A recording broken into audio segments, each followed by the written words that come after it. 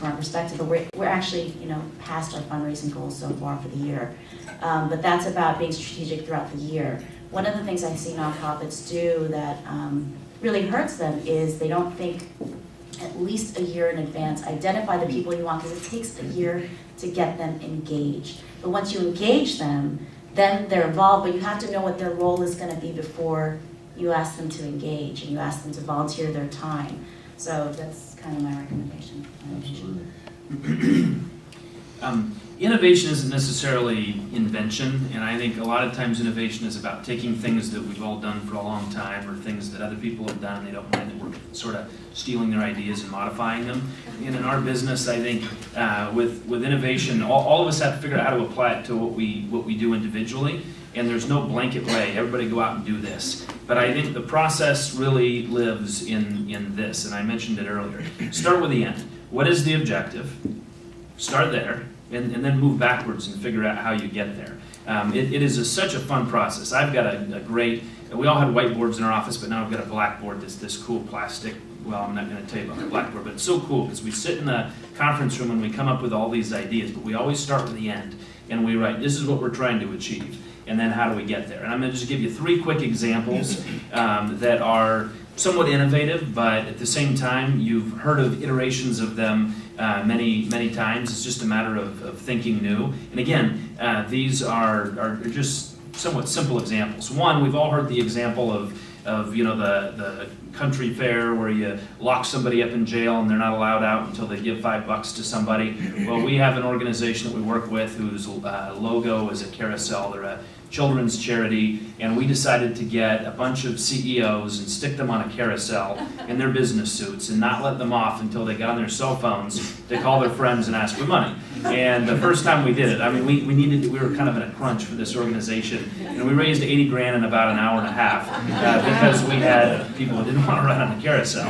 And it was pretty funny because you've all heard the concept before, but what worked is, these CEOs want to see their pictures in the newspaper. So the newspaper came out, and sure enough, the next day everybody had their face in the newspaper. And we figured out what it is we're trying to achieve. We just want to raise money for this organization. But what we're able to do is sort of triangulate here, and we're able to get people what they want out of it as well. So it wasn't very difficult because no one gave over $500 or $1,000. It was just them getting on their cell phones and calling people. And we had a great smattering of people on this carousel, and it looked funny, and it made great media. So that's an example. Another example, and we all, it's so difficult in the charity world because there's such really a spectrum of what's okay and what's not okay, and we all get involved in events. And when we do auctions at events, we come out and we say, hey, let's auction off this trip to Hawaii.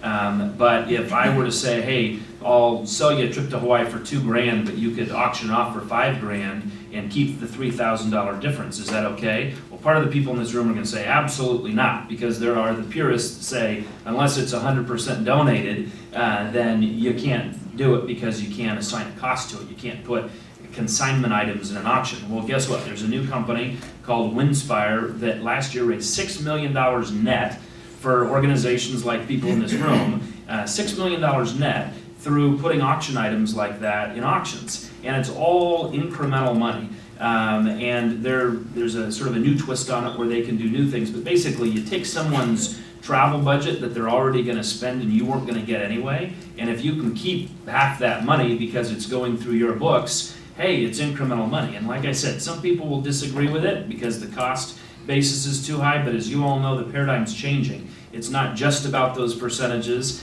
and that's very controversial, but I'll tell you, that's innovative, and it's better to have $500,000 out of $1 million than it is to have nothing out of nothing, in my opinion. So that's very controversial, but another example.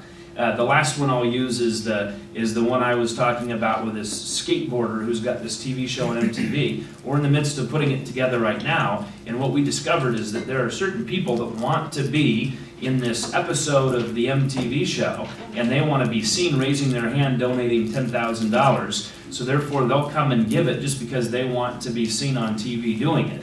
And so this we're going to shoot it at the end of May, but it's amazing how you can take a media, MTV, and you can, basically, the way to a lot of people's hearts is through their kids. And we found out this, Tony Hawk is one of our clients, the skateboarder, and it's amazing how when their kids get excited about something, the parents will write the check. And again, figure out what the objective is. Raise money for the Tony Hawk Foundation. Then you work backwards. Kids like Tony Hawk. Some CEOs' kids like Tony Hawk. And what we're able to do is raise $800,000 or $900,000 a year in 2 different cities because we work through people whose kids like Tony Hawk. So again, start at the end and work backwards. And it's a fun process, but that I believe is the best way to be innovative, to start at the end and work backwards like that. So if you work in philanthropy long enough, you become a fundraiser. It's inevitable. And at the very top of the chain, all executive directors are out raising money. In a previous life, I was a fundraiser, and I'm still a fundraiser, but I was a major gifts officer. And the way that I was trained to ask for money was very specific. It was scripted, actually. They gave you a card, and they taught you how to ask this question. You would sit down in front of a high net worth prospect, and you would say, what would you like to accomplish with your money, right? And that sentence, I think, is very important, and please write it down if you're new to fundraising, because it can be broken out into 3 component parts, at least for me. And for that, those parts, I think, represent the 3-legged stool of fundraising. And the first part of that sentence places all of the emphasis on the person you're asking money from, right? What would you like to do with your money? It's all about them, right? And so, in terms of innovation, I think there are many innovative ways and new ways to find out where their passions lie, and to really kind of hang a lantern on them and say, this is really about you, and make it about them. You know, whether this is, you're talking about specialized events and activities for the board, things that pull at their heartstrings in different ways. I think there's a lot of interesting things that are happening there right now. The last part of the sentence uses the word money, right? Which for some people, they tighten up when they hear that. And I think that's because people who've raised money before know that over half the problem is actually making the ask, right? You have to figure out, you have to know going into it that you're gonna sit down and you're gonna look someone in the face, you're gonna ask them for a certain amount of money. And I think today there are interesting, innovative ways in which that ask can also include invoking them to ask others, and kind of finding ways to put them on a carousel and have them make asks, but really at the end of the day finding out a way to price this exchange, this interaction. You know, how much money do we need? How much money do we want? Those kind of things. I think you're seeing a lot more activity around that. People that are not afraid to ask money for money, and people that are not afraid to ask others to ask money for them. And then the middle part of the question is really where I get excited, and that's kind of the idea of what would you like to achieve, right? What is the actual program that we're going to offer you, that you're going to fund, that's going to create a difference in the world?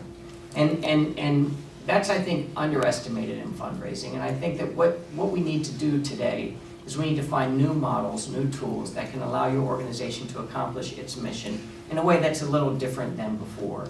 If you're on the buy side of philanthropy, say you're a program officer at a large foundation, and you're sitting on a big endowment, you have to spend 5% of it a year, your job is to spend money. And unfortunately, they're out there all the time looking for the new cool program, right? And they want to hear something different and new. And if you're on the sell side of that transaction, you really need to offer something that's fresh. And I tell you today, with these endowments, the way they've been impacted, they've spent a considerable amount of time retooling their strategy right now. They're kind of at the ground level. And what they're saying is, we want to see true innovation. We want to see true measurable outcomes. We want to see all of this. And they've bided their time, and now they're ready, and they're out there looking for things that are different. And so I would say, you know, sponsor a prize, or look for something where you have the financial leverage, where you can speak to the venture philanthropist or the social entrepreneur of today and say, we're not just pouring money into cancer research, we're engaging new mind share in cancer research that are going to help us move the needle in a specific way. People understand that cancer is a bad thing. They just want to see you come up with a new, interesting way to address the problem. Anyway. Yeah, and to take up on that, though, to triangulate between the prize theory and something